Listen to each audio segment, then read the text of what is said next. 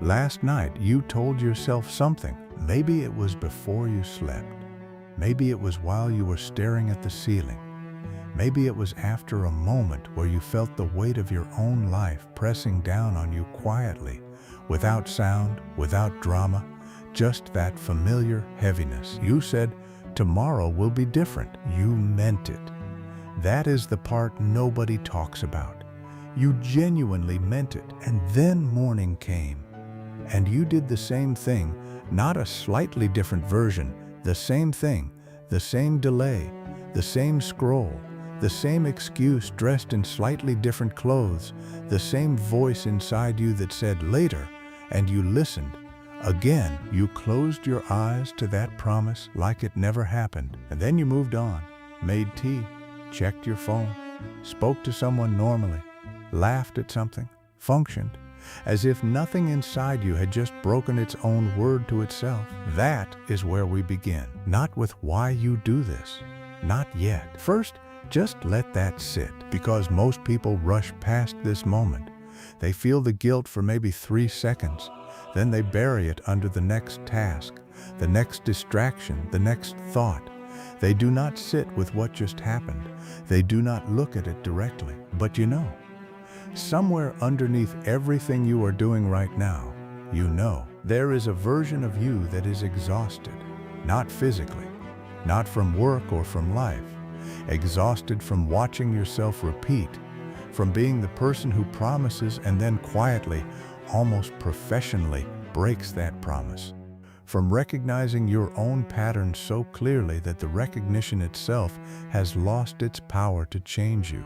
You have seen this movie before. You know every scene, and you are still watching it. That is not weakness. That is something else entirely. And what it actually is, most people never find out. Now here is the thing nobody tells you. When you break a promise to yourself, something very specific happens inside you, not in your mind, not in your thoughts, in something deeper. There is a word in Arabic, Qalb, Qalb. Most people translate it as heart, but it does not mean the emotional heart you know from poetry. It does not mean feelings or sentiment or love in the soft romantic sense. Qalb means the part of you that turns, literally. The root of the word in Arabic means to flip, to rotate, to overturn. The Qalb is called that because it is the part of you that is constantly in movement, constantly turning between states, between presence and absence, between clarity and confusion, between firmness and collapse. The scholars of the inner life understood something that modern psychology is only now beginning to catch up to. They understood that the human heart is not stable. It is not a fixed point. It is a moving thing. And what moves it is everything you give your attention to. Every time you break your word to yourself, you do not just lose discipline. You move the Qalb. You turn it slightly away from the version of yourself you were trying to build. You do not feel it dramatically. You do not collapse. You do not cry. You just continue. But something inside you has shifted. Something quiet has been turned in a direction you did not choose. And the dangerous thing is, it is so small each time, so small that you barely notice. One broken promise, one delayed intention, one "I will do it tomorrow" that becomes next week, that becomes next month, that becomes who you are now. The Qalb does not announce its movement. It just moves. But before we go deeper into that, I need to show you something. You have tried to fix this before. You have made plans, systems, schedules. You have read things, watched things, listened to things. You have had moments of genuine clarity where you could see yourself and your patterns with a kind of sharp, almost painful precision. And for a while, something changed. And then it stopped, and you ended up here, again, at this point in your life where you feel something is off, not catastrophically off, not broken in a way that others can see, just quietly, persistently off, like a note that is slightly out of tune. You can still play the music, the melody is still there, but something is not right, And the longer you play, the more you feel it. That feeling has a name in the tradition of the inner sciences. It is called the divided heart. Not broken, divided. There is a difference. A broken thing cannot function. A divided thing functions perfectly well on the outside, while being pulled in opposite directions on the inside. You go to work, you talk to people, you handle your responsibilities. You appear from the outside like someone who has it mostly together, but inside, there are two forces that are never fully at peace with each other. One force is called the Nafs, and this is where things get complicated, because the Nafs is not your enemy. That is the first misunderstanding. The Nafs is not the villain of your story. It is not a demon. It is not weakness. It is not sin. The Nafs is you. It is the part of you that is deeply, permanently in love with comfort, with ease, with the path of least resistance, with the familiar, with the now, with the pleasure that is available this moment over the reward that is available later. The Nafs does not want you to suffer. It wants you to be okay right now, this second. It does not think about tomorrow. It does not plan. It does not consider consequences. It just feels what feels safe, and it moves toward it. And the Nafs is not irrational. In the environment that the human being was designed for, the Nafs made perfect sense. Seek comfort. Avoid pain. Rest when you can. Eat when there is food. Do not expend energy when it is not immediately necessary. But you are not living in that environment anymore. You are living in an environment where the Nafs's instincts, the ones that evolved to protect you, are now working directly against you. Every time you scroll instead of starting the task you need to start, the Nafs is not failing. It is succeeding. It is doing exactly what it was built to do. It found comfort. It found ease. It found the path of least resistance. The problem is not the Nafs. The problem is that you have something the Nafs does not have. You have a Ruh. The Ruh is the strangest thing inside you. You cannot see it. You cannot locate it. You cannot point to the place in your body where it lives. When the Quran was asked about it, the answer was simply, the matter of the Ruh is with your Lord, and you have been given of knowledge only a little. That is not an evasion, that is honesty. We do not fully understand the Ruh, but we feel it. You feel it when you do something that aligns with who you truly want to be. And there is a kind of quiet satisfaction that has nothing to do with pleasure. It is not the satisfaction of eating something delicious. It is not the relief of finishing a difficult task. It is something older, something that feels less like an emotion and more like rightness. And you feel it when you violate it, when you break your own rule, when you choose comfort over truth, when you act in a way that is not consistent with what the deepest part of you knows to be true. The Ruh does not scream at you. It does not punish you dramatically.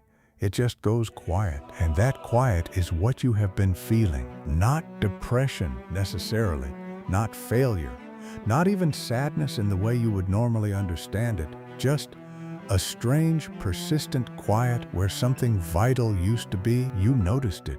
You could not name it. And because you could not name it, you could not fix it. So you buried it under more activity, more distraction, more noise, but it is still there. It has always been there, and it is waiting. Now I want to talk about the specific mechanism of how you break your own rules, because there is a system to it. It is not random. It is not weakness in the general sense. There is a very specific internal sequence that happens, and once you see it, you will never look at your patterns the same way again. It begins the night before, or the morning of, or in a quiet moment when you are alone with yourself and you feel a kind of clarity that seems very real. You see what you need to do. You feel motivated, not motivated in the fake, forced way, genuinely motivated. You can see the version of yourself that would do the right thing, and it does not seem that far away. You make the intention, and the intention is real. That is crucial. It is not a performance you are giving yourself. It is a genuine turn of the Qalb towards something better. But then there is a delay. It might be hours. It might be minutes. It might be as fast as waking up the next morning, and in that delay, something happens. The Nafs begins to negotiate. It does not say, do not do the thing. It is smarter than that. It has learned you. It knows that a direct challenge will be resisted, so it does not challenge. It suggests just a small adjustment, just a slight change in timing. Not now, but soon. Not today, but tomorrow is actually better. If you think about it, you are tired right now. You did not sleep well. You are not in the right mental state. You should wait until conditions are better. And the terrifying thing is, the Nafs is often technically right. You are tired. Conditions are not perfect. Tomorrow genuinely might be a slightly better time, in theory, but the Nafs does not care about tomorrow. It cares about now. It is using tomorrow as a distraction from now. It is manufacturing a logical reason that will dissolve tomorrow and be replaced by another logical reason. And you listen, because the suggestion sounds reasonable. It sounds like self-care. It sounds like wisdom almost. And because it sounds reasonable, you do not notice that you have just handed the wheel back to the part of you that will drive you in circles forever. This is the first layer. But there is a second layer underneath it that is darker and more important. The question is not just, why do I listen to the Nafs in the moment of negotiation? The question is, why does the Nafs have so much power over you in the first place? And the answer is not what you think. The Nafs has power over you not because you are weak, not because your faith is insufficient, not because you lack discipline, not because you have not tried hard enough. The Nafs has power over you because you have been feeding it. Every time you chose the easier path, the Nafs grew a little stronger. Every time you scrolled when you should have worked, the Nafs learned that this is a viable option. Every time you avoided the difficult conversation, the difficult task, the difficult truth, the Nafs registered, avoidance works. Avoidance is rewarded. You trained it. Not deliberately, not consciously, but you trained it the way every habit is trained. Through repetition, through reinforcement, through showing it again and again that when it negotiated, you listened. Now it negotiates from a position of confidence. It does not have to argue hard anymore. It barely has to suggest. You have given it so much history to draw on that its voice is almost indistinguishable from your own thoughts. That is the crisis. Not that the Nafs speaks, but that you can no longer tell the difference between its voice and your own. Let me ask you something. When you imagine the person you want to be, and I know you have an image, everyone does, a version of themselves that they carry quietly and rarely speak about. When you imagine that person, how do they live? What do they do in the morning? How do they move through a day? What do they choose when choosing is hard? How do they hold themselves? What does their relationship with their own word look like? You can see that person clearly. You have been able to see them for a long time. Now tell me, is the gap between you and that person getting smaller? Or are you roughly the same distance from that version of yourself that you were a year ago, 2 years ago? Do not rush to answer. Let it land. Because for most people, if they are truly honest, the gap has not closed. In some ways it has widened, because as life has continued, the habits have deepened, the patterns have calcified, the Nafs has grown more practiced, and the Ruh, slowly, has grown more distant, not gone, never gone, but quieter. And you feel it as a kind of low-level dissatisfaction that you cannot always explain, a restlessness that does not go away no matter how busy you stay, a sense that you are performing your life rather than living it. That feeling is a signal, not a judgment, not a punishment, a signal from the Ruh telling you that the distance between who you are and who you were made to be has become something you can no longer ignore. Now we arrive at the part that will either disturb you deeply or clarify everything. Maybe both. There is a concept in the Islamic tradition about the nature of the self, the Nafs, that is multi-layered, The scholars describe the nafs not as one thing but as something that moves through states. It is not a fixed identity, it is a direction of movement. At its lowest state, the nafs al-amara, it commands. It commands you toward what it wants, what feels good now, what avoids pain, what seeks pleasure. It does not ask. It does not negotiate at this level. It simply pulls, like gravity. But the nafs can move. It is not condemned to stay in its lowest form. This is the part that the tradition keeps insisting on with a kind of urgency that modern psychology has mostly lost. The nafs is not your permanent condition, it is your current condition.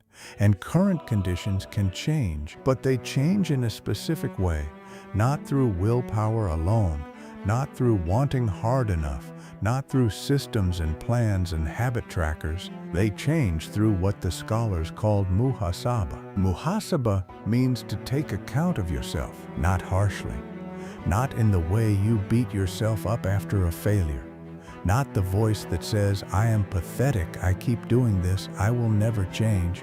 That voice is not muhasaba. That voice is the nafs disguising itself as self-awareness. True muhasaba is different. It is quiet. It is precise. It is honest without being cruel. It looks at what happened, exactly what happened, in the sequence it happened, without drama, without excuse, and without the kind of self-flagellation that actually makes change harder because it creates shame, and shame makes the nafs flee toward comfort even faster. Real muhasaba sounds like this. I made an intention last night. When morning came, I felt resistance. I noticed the resistance but did not name it. Then the nafs offered a reason to delay, and I accepted the reason without examining it. The moment passed. Then another moment passed. Then it was evening, and the intention was still unmade. That is all. No drama, no punishment, just seeing. Because when you see the exact sequence, you discover something remarkable. The sequence has a weak point, and it is not where you think. You think the weak point is the moment of decision, the moment when you chose to scroll instead of work, the moment when you hit snooze, the moment when you said yes to the distraction. But that moment is almost always too late. By the time you reach that moment, the outcome has already been shaped. The real weak point is earlier, much earlier. It is in the moment when the resistance first appears, before the nafs has offered its negotiation, before the excuse has formed. There is a tiny window, sometimes only a few seconds, when you first feel the resistance but have not yet responded to it. That window is everything. If in that window you simply move, not dramatically, not with a speech to yourself about discipline and character, just physically move toward the thing, the nafs loses, because the nafs's power is in delay, in the pause between intention and action, in the silence where it can speak. Remove the pause, remove the silence, and the nafs has almost nothing to work with. But here is why this is not simple, and why simply knowing this does not fix it. The nafs is not just a force in the moment of decision. It has shaped your environment. It has shaped your relationships. It has shaped what you believe is possible for you. It has shaped your identity. You do not just have habits. You have a story about yourself, a story about who you are, what you are capable of, what kind of person keeps their promises to themselves, and what kind does not. And that story was written, in part, by every time the nafs won. Every broken promise wrote a line. Every repeated avoidance wrote a line. And now the story reads, this is who I am. And the most insidious thing the nafs ever did to you was this. It convinced you that the story is true. I want to talk about the specific experience of feeling stuck, not depressed, not hopeless, not in crisis, just stuck. That particular feeling where you can see clearly what you should be doing, where you want to go, what kind of person you want to be, and yet you are not moving. The motivation comes. You feel it sometimes. Real, genuine motivation. And then it goes. And you are back in the same place. This is the experience of a divided Qalb. The Qalb is being pulled toward two things at once. The Ruh is pulling it toward growth, toward alignment, toward the person you were made to be. The Nafs is pulling it toward comfort, familiarity, and the preservation of what already is. And when the pull is equal, you do not move at all. You feel this as paralysis, as stuckness, as the strange exhaustion of wanting change without being able to produce it. The scholars described a specific symptom of this divided Qalb, the loss of taste, not the ability to taste food, the ability to taste life. When the Qalb is unified, when the Ruh is pulling and the Nafs is not overpowering it, you experience life with a kind of flavor. Things matter to you. You feel pulled toward things, genuinely pulled, not just obligated. Prayer has a taste. Work has a taste. Your relationships have a taste. Even rest has a taste. When the Qalb is divided, that taste disappears. Food still tastes like food. Entertainment still provides its distraction. You can laugh, function, move through life, but underneath it all, everything is slightly flat. You are experiencing this now, perhaps. The feeling that nothing quite lands the way it used to, that what you wanted no longer satisfies you the way you expected. That achievement feels hollow at the moment you reach it. That comfort does not actually comfort. This flatness is not depression. It is not a diagnosis. It is information. It is the Qalb telling you that what you are filling it with is not what it was made for. Now I need to say something that might be uncomfortable. You already know what needs to change. You do not need more information. You do not need another framework or system or insight. You have known for a long time what the specific thing is that you are avoiding. The specific action, the specific truth, the specific area of your life where you are not living in alignment with what you know to be right. You know it. And the reason you are still here, still reading or listening, is partly because you are hoping to understand yourself better. And that is real and good, but it is also partly because understanding is comfortable. Understanding feels like progress without requiring movement. The Nafs loves understanding. Understanding is the most sophisticated form of avoidance ever invented. You can spend years understanding your patterns without changing them. You can read every book, watch every video, build a beautiful map of your own psychology, and still be in exactly the same place, because understanding is not the same as doing. And the Nafs is very happy to let you understand forever, as long as you do not act. This is not to say understanding has no value. It has tremendous value, but only when it flows into action, when understanding becomes a preparation for movement rather than a substitute for it. The question is not, do you understand yourself? The question is, what will you do in the next hour? Not tomorrow. Not when conditions are better. Not when you feel more ready. In the next hour. Because every time you delay again, even now, even with all of this awareness, the Nafs wins another round.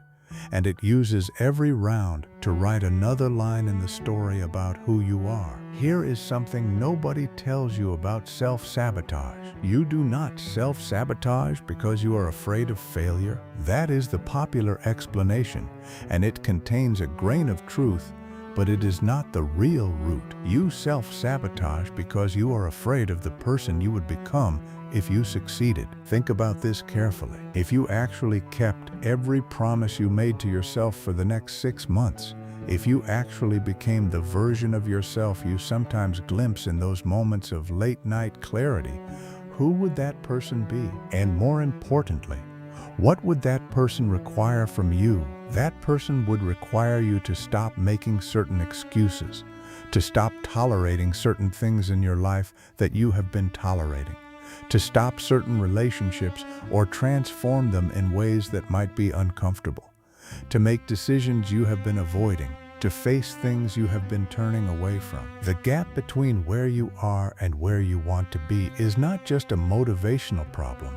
It is not just a discipline problem. It is a grief problem, because crossing that gap requires letting go, letting go of comfort, letting go of familiar patterns, letting go of the identity you have built around your limitations, letting go of the story that says, this is just who I am. And grief is painful. Even when what you are grieving is something small.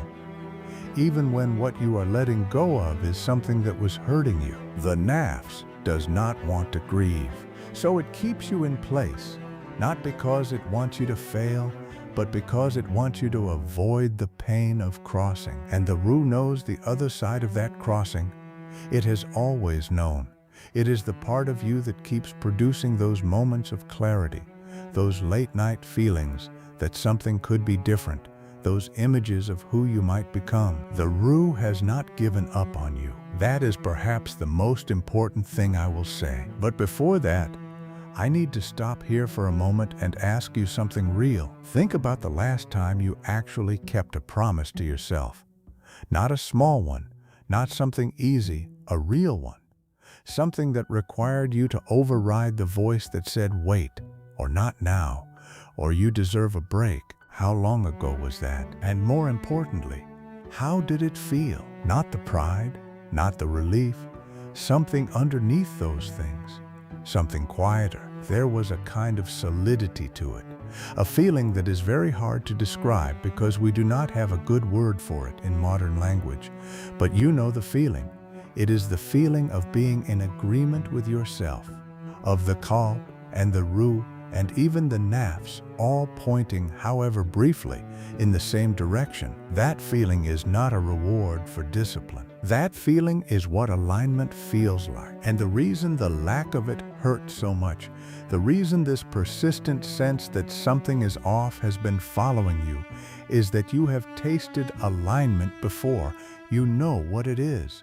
You cannot pretend you do not know what it is. And every day you live out of alignment, some part of you is measuring the distance from that feeling. That measurement is what you experience as restlessness, not anxiety, not depression, not a disorder or a deficiency, just the honest accounting of a soul that knows what it is supposed to feel like. Now I want to describe something to you very precisely. The feeling you get after you break your own rule. Not the guilt exactly, the guilt comes later.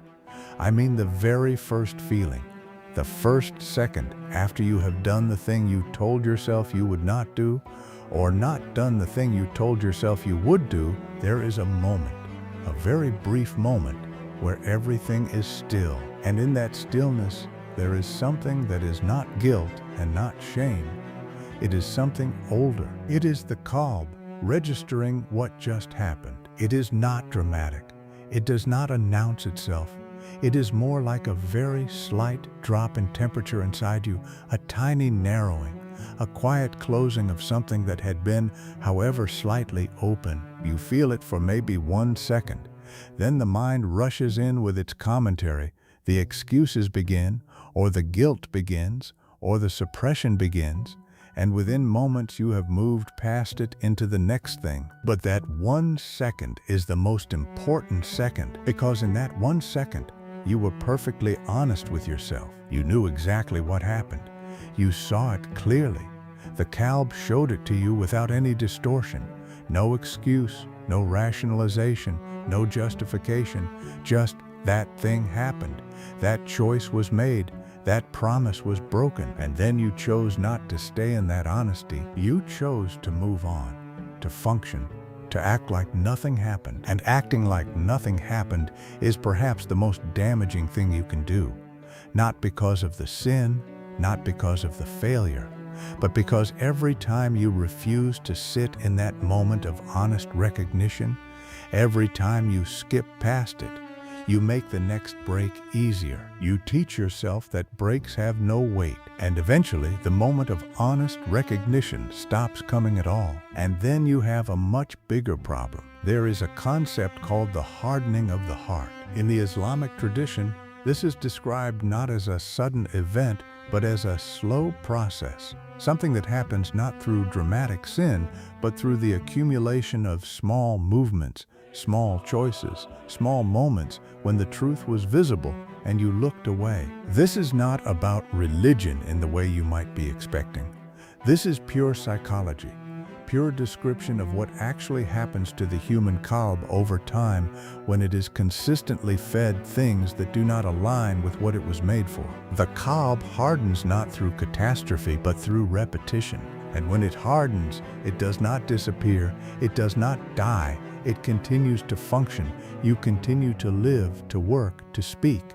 But the sensitivity decreases. The things that used to move you no longer move you. The things that used to feel significant begin to feel ordinary. And most devastatingly, the things that used to feel wrong begin to feel neutral. This is not a condition that is inflicted on you from outside. You arrived here through a series of small choices, most of which seemed completely reasonable at the time. That is the nature of the slow process. Every individual step seems fine.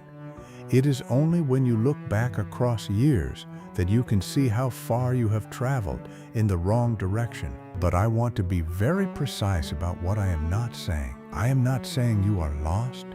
I am not saying it is too late. I am not saying you are beyond reaching.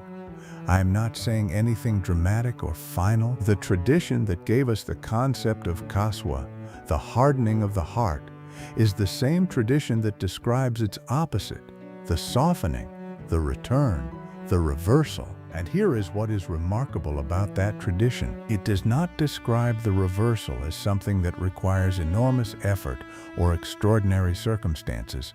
It describes it as something that can begin in one moment, one honest moment, one moment when instead of moving on, you stay. When instead of burying that 1 second recognition under the next thought, you let it sit, you look at it, you say, yes, this is what happened. I see it clearly, not with drama, not with a collapse into self-punishment, just honest recognition held long enough to become real. That is where reversal begins. Not in a new plan, not in a new system, not in a new understanding of your psychology, as valuable as this understanding is. In one honest moment where you stop acting like nothing happened.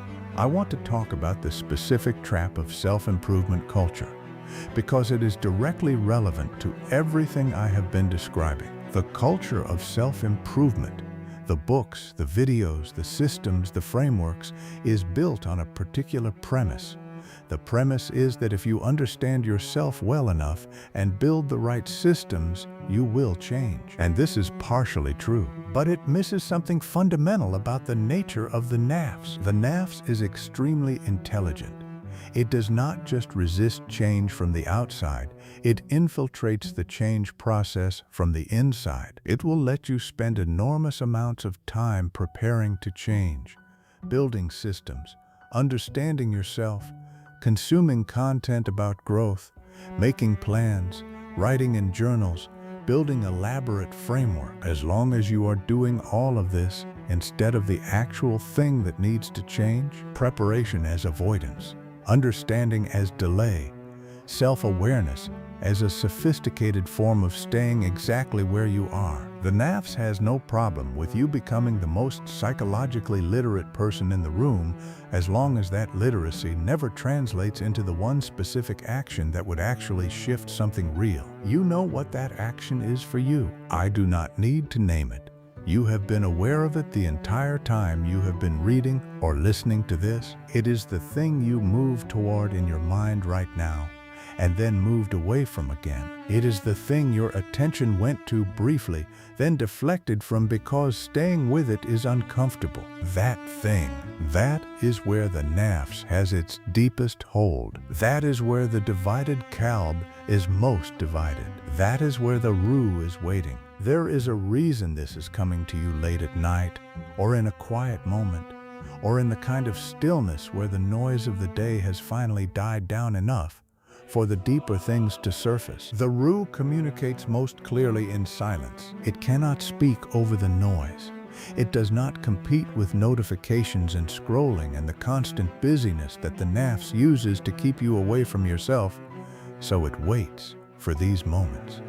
The quiet moments, the moments when you are alone enough to hear, and in these moments, It is not telling you that you are failing. It is not telling you that you are bad or broken or beyond help. It is asking a question. The question is very simple.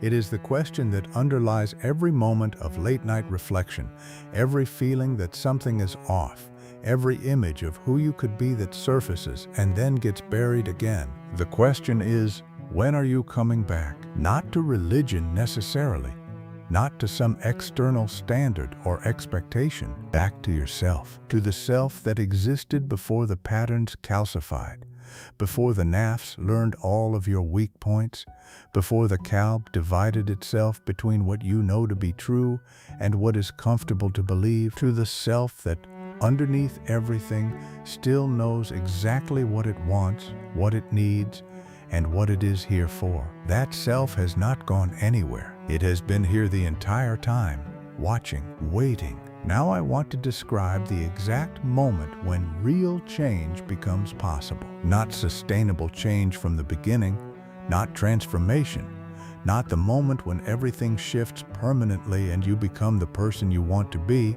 just the moment when real change becomes possible. It happens when you catch the exact sequence in real time, not in reflection afterward, not in a moment of late-night clarity like this, but in the actual moment when the Nafs is negotiating, in the specific second when the excuse is forming, in the tiny window between intention and action. And in that moment, instead of listening to the negotiation, instead of engaging with it, considering it, weighing it, you simply do not respond. You do not fight the Nafs. You do not argue with it. You do not tell it that it is wrong. You do not give it the dignity of a debate. You simply move. That movement, that single physical action toward the thing you intended to do, is the most powerful thing you can do. Not because it is dramatic, because it is precisely the opposite of what the Nafs expects. The Nafs has learned your responses. It has learned that you will engage with its reasoning, that you will consider its suggestions, that you will give it the space it needs to work. When you stop giving it that space, when you move without engaging, the Nafs does not know what to do. And in that confusion, something in the Qalb begins to turn back. Not all at once, not permanently, not yet, but the direction changes, and direction is everything. That movement, that single physical action toward the thing you intended to do, is the most powerful thing you can do. Not because it is dramatic, because it is precisely the opposite of what the Nafs expects. The Nafs has learned your responses.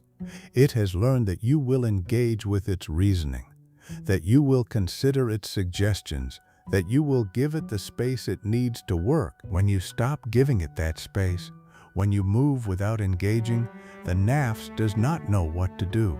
And in that confusion, something in the Qalb begins to turn back. Not all at once, not permanently, not yet, but the direction changes, and direction is everything. Let me tell you something about patterns that the self-help industry will never tell you. Patterns do not break in moments of high motivation. They break in moments of low motivation. When you choose differently anyway, everyone acts according to their values when it is easy, when you are rested, when conditions are good, when motivation is high and the Nafs is temporarily satisfied. Acting well in those moments costs nothing. It proves nothing. The pattern breaks in the hard moment, the tired moment, the moment when every part of you is inclined toward the familiar path, toward the comfortable avoidance, toward the same story you have always told, and you take one step in a different direction anyway. Not because you feel like it, not because you are motivated, not because you have convinced yourself that this time will be different, but simply because you choose to. That choice, made in a moment of low motivation, against the full weight of the Nafs, that is worth more than 1,000 acts of discipline performed in moments of ease, because that choice rewrites the story. Not in the grand sense, not immediately. It does not erase all the previous lines, but it adds a new line. A line that says, I am capable of choosing differently. I have done it. This is possible. And the Qalb registers it. The Qalb is always watching. It is always measuring. And when it registers that you chose the harder, truer path in a moment when choosing it was genuinely difficult, something in it responds, something softens very slightly, something opens barely toward what is better. That is the beginning of real change, not the beginning of the final version of yourself, just the beginning of the beginning. And beginnings are everything. Here is the final layer, the one that holds everything else together. You have been treating this as a problem of will, as a problem of discipline, as a problem of motivation or character or strength. But the Islamic understanding of the Nafs and Qalb and Ruh is not at its root a psychological framework. It is a framework about orientation. Where are you facing? Not physically, not in terms of your behavior necessarily, but at the deepest level of the self, at the level of the Qalb. What direction are you facing? The Qalb that is oriented toward the dunya, toward comfort, toward the accumulation of pleasant experiences, toward the avoidance of discomfort, will always be divided because the world cannot deliver what the heart requires. It can provide pleasure, it can provide distraction. It cannot provide the particular form of stillness and wholeness that the Ruh was made for. This is why getting what you wanted never felt like enough. This is why achievement felt hollow. This is why the comfort the Nafs sought did not actually comfort, because you were filling a space that was not shaped to hold those things. The tradition does not tell you to abandon the world. It does not tell you to stop wanting things. It does not demand that you eliminate the Nafs, which is impossible anyway. It asks you to reorient, to remember, in the midst of everything, what the deepest part of you is actually oriented toward. Not as a religious performance, not as external compliance, as a genuine turn of the Qalb back toward the thing it was made to face. And when that turn happens, even slightly, even imperfectly, even for a single moment of honest recognition, something shifts. Not everything, not immediately, not the whole pattern, but the direction changes, and direction is everything. Because a heart that is facing the right direction, even if it is still far from where it is going, is a heart that is moving toward home. And the Nafs, for all its power, cannot follow you there. You broke your own rules today, or yesterday, or this week, and then you acted like nothing happened. But something happened. You felt it. And the fact that you felt it, the fact that the recognition came, even if you buried it, even if you moved past it, that feeling is not guilt. That feeling is the Ruh, still speaking, still here, still waiting for you to stop moving and actually listen. The question was never whether you are broken. The question is whether you are willing to stop acting like nothing happened. Because the moment you stop, the moment you actually sit with what happened, without drama, without excuses, without the comfortable buffer of self-punishment that keeps you from having to truly see, that is the moment the Qalb begins to turn. And a turning heart is not a fixed heart. A turning heart is a heart that is still alive. You are still alive. And the Ruh does not speak to the dead.